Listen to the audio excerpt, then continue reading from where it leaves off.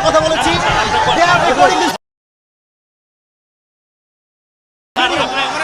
আমি শুরু থেকে নিয়ে অবরোধ করেছি। আমার প্রত্যেকটা বিএনপি মানুষ আমাকে ভালোবাসে। ক্ষমা চাওয়া লাগবে, ক্ষমা চাওয়া লাগবে, ক্ষমা চাওয়া লাগবে এখানে। ক্ষমা চাবে আমি সামলাইতে পারবো না। এই যুবকরা মাথা নামতে রাখি না। এটা 5 আগস্ট আগে বাংলাদেশ নয়।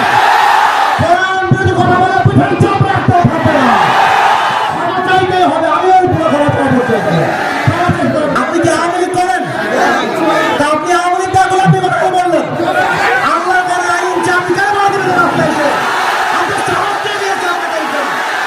আপনি যুবকদের জেলে, আপনি যুবকদেরকে আশ্চর্য কথা বগুড়ার মাঝে এইটা একটা উল্টা বললে বাবার নাম ধরে দিব আমরা একেবারে। আমার ব্যাকগ্রাউন্ড চেক করবে আপনি। You have to check my background first, then you can comment on myself. বগুড়ার মাটি এইটা, বগুড়ার মাটিতে কেউ ইসলাম যদি কথা বলবে এটা বগুড়া সহ্য করতে পারবে না। আরে আমি তো শেখ হাসিনাকেই গুনি নাই, আপনাকে মুখের জন্য। আমি কি করবেন আপনারা, আমাকে কি করবেন?